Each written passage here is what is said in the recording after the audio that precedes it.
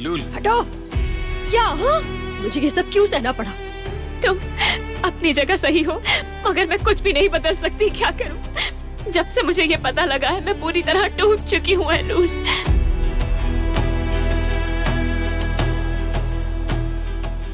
एलुल, मैं तुम्हारा गुस्सा समझता हूँ। कोई भी होता तो यही फील करता, लेकिन क्या लेकिन?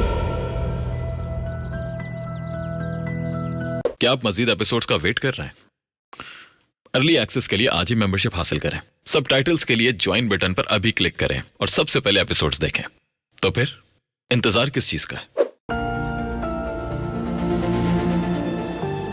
जवाब दो ना मुझे।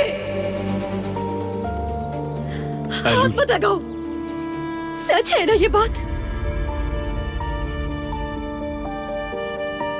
एलुल, मेरी बात सुनो। मुझसे दूर रहो तुम भी।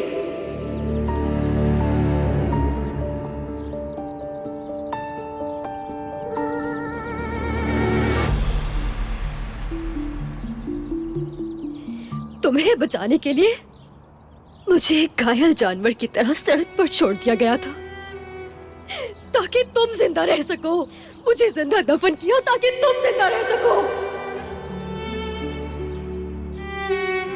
तुम हो असल में मेरी हर तकलीफ, हर दर्द का कारण तुम हो। तुम मेरी जिंदगी को मौत से बदतर बना दिया गया तुम्हारे कारण।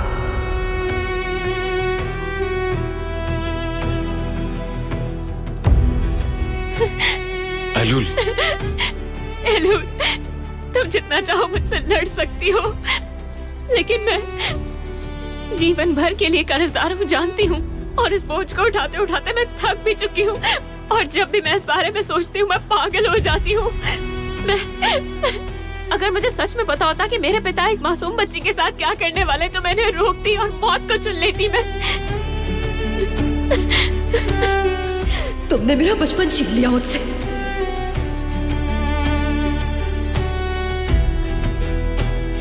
तुमने मेरी जिंदगी छीन ली मरजान।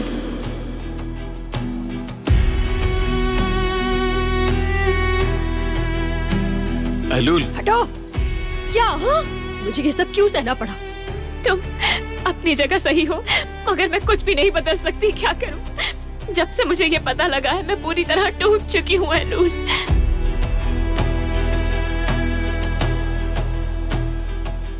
एलुल, मैं तुम्हारा गुस्सा समझता हूँ। कोई भी होता तो यही फील करता, लेकिन क्या लेकिन?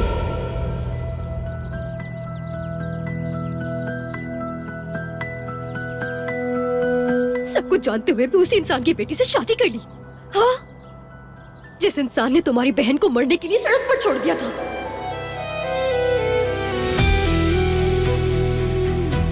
तुम तो बदला ले रहे थे ना?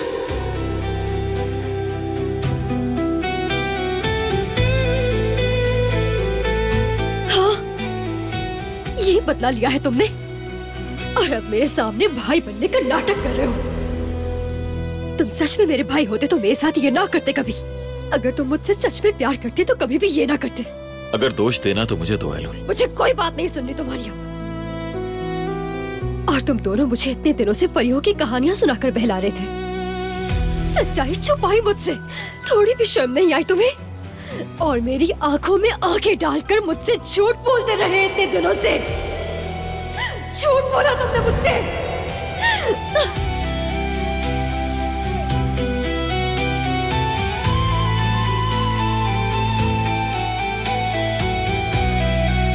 मैं तुम्हें सब कुछ बताने वाला था। बताने वाले थे? अच्छा, कब बताने वाले थे? एलुल, मैं जानती हूँ कि तुम्हारे साथ नाइंसाफी हुई, मगर समझने की कोशिश करो, इसमें मेरा कोई दोष नहीं है। कोई दोष नहीं। दूर रहो तुम मुझसे। तुम दोनों ही मुझसे दूर रहो। करीब बताना। एलुल, मरजान, तुम ठीक हो? तुम एलुल को देखो, मैं ठीक हूँ। तुम उसे देखो, जाओ। वो गुस्से में गई है, कुछ गलत न कर ले। जाओ देखो, जाओ। मैं यहाँ ठीक हूँ। ठीक है। एलुल, एलुल रुको।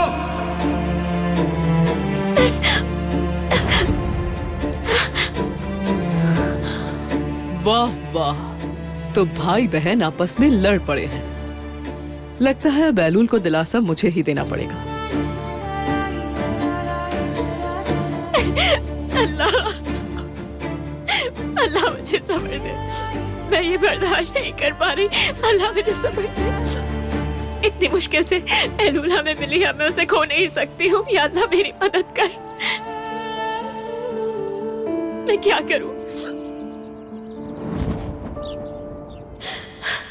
नफरत है मुझे तुम दोनों से। एलुल रुक जाओ,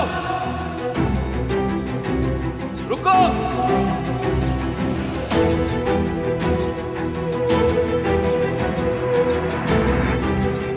एलुल मेरी बात सुनो। क्यों रुकूं मैं?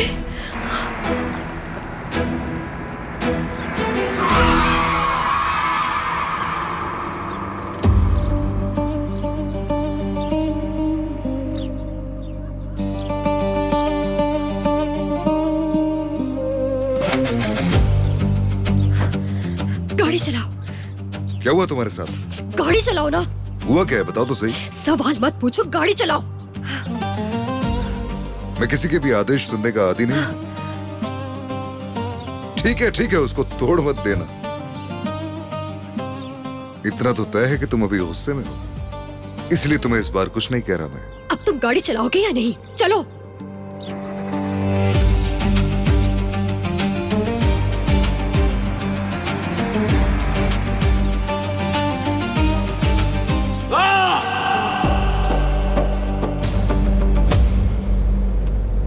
फिर से भाग कर आई हो ना? जाहिर है, और अब कभी लौट कर नहीं जाऊंगी वहां। ऐसा लगता है मैंने ये मूवी पहले भी कहीं देखी है। हाँ, तो अब आगे तक भी देखते जाओ, क्योंकि जो तुमने देखी थी वो ये नहीं थी। तुम्हारे भाई का फोन है। हाँ बोलो आतिश कराहान। आज़ाद, मेरी बहन को फौरन वापस लेकर आओ। तुम्हारी बहन तुम्हें सुन सकती है कराहान। एलुल ऐसा मत करो प्लीज। यहाँ आ जाओ, वापस आ जाओ प्लीज, फिर हम बात करते हैं। लगता है तुम्हारी बहन तुमसे बात नहीं करना चाहती है। अजहर, मैंने कहा मेरी बहन को वापस लेकर आओ। इस बार तुमने ऐसा क्या किया है जो वो फिर से भाग गई है? अब बस भी करो, फोन बंद करो। तुमने अपनी बहन की बात सुन ली आतिश? देखो, ये हमारे परिवार का मसला है, तुम इससे दूर रहो। एलुल को अभी मेरे पास लाओ। मैं तो तुम्हारी बात समझ रहा हूँ आतिश, लेकिन एलुल तुमसे बात करना ही नहीं चाहती, और मैं जोर नहीं दूंगा। मैंने कहा एलुल को मेरे पास लाओ। एलुल से ये बात मैं कर चुका हूं पहले कि मुझे आदेश सुनने की आदत नहीं।